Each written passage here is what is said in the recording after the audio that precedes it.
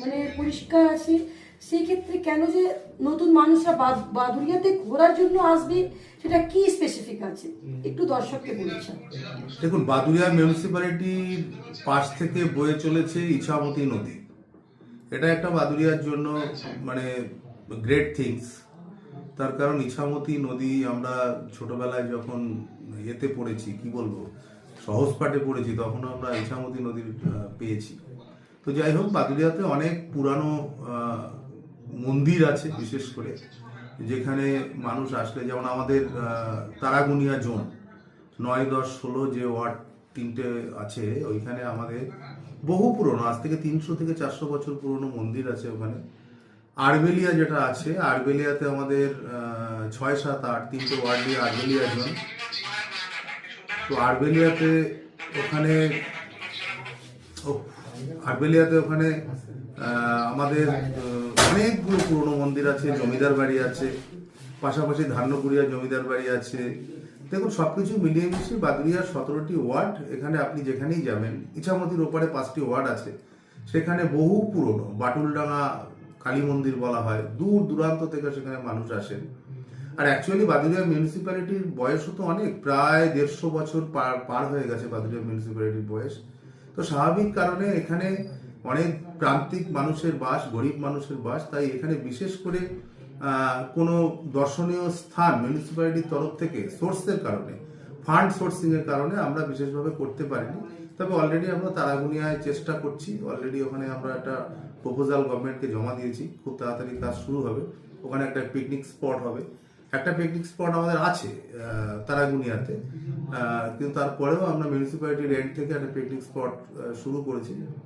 আর দেখুন, বাদুড়িয়া সার্বিকভাবে মানুষের পাশে থাকে, বাদুড়িয়া মিউনিসিপ্যালিটি মানুষের জন্য কাজ করে, এ ব্যাপারে কোনো সন্দেহ নেই, শুধু এইটুকুই বলতে পারি। আর যদি বাদুড়িয়ার আদার্স ডেভেলপমেন্টের কথা কিছু বলেন, বাদুড়িয়ার রাস্তাঘাট, বাদুড়িয়ার জল নিকাশি ব্যবস্থা, আমাদের ক্ষুদ্র সামর্থ্য, সরকারি সহযোগিতা, তার মধ্যে দিয়ে যতটা পেরেছি আমরা কভার আপ করেছি।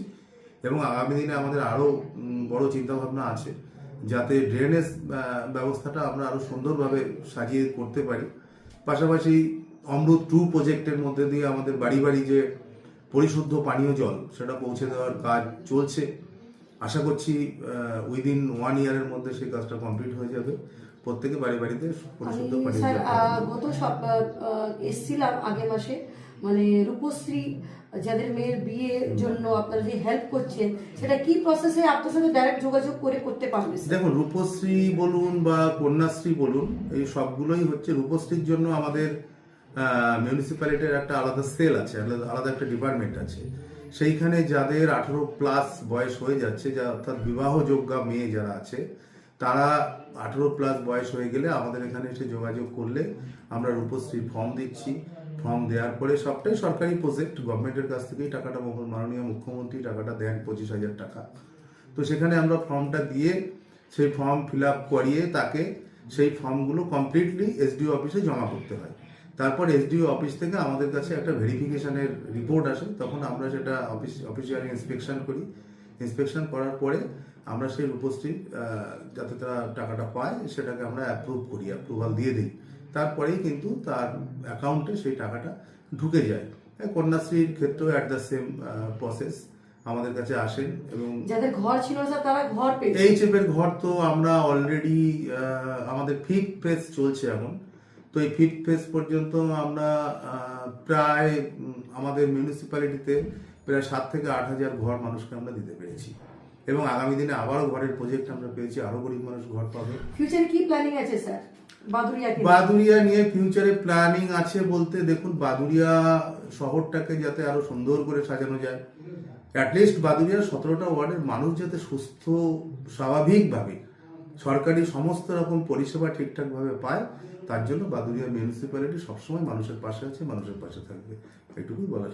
এটা 2010-এর আগে কিরকম ব্যবস্থা ছিল স্যার আপনার চোখে, বলুন একটু। দেখুন, 2010-এর আগে সত্যিকারের কথা বলতে কি, আজকে যেমন আমাদের নেই করে 17টা ওয়ার্ডের মধ্যে 5 থেকে 7খানা হেলথ সেন্টার তৈরি করতে পেরেছি।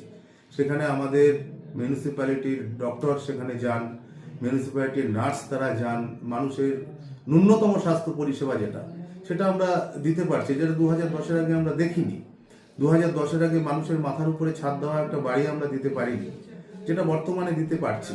অর্থাৎ স্বাভাবিকভাবে 2010-এর পর থেকে একটা আমূল পরিবর্তন মানুষের মধ্যে এসছে, বাদুড়িয়ায় এসছে, পশ্চিমবাংলায়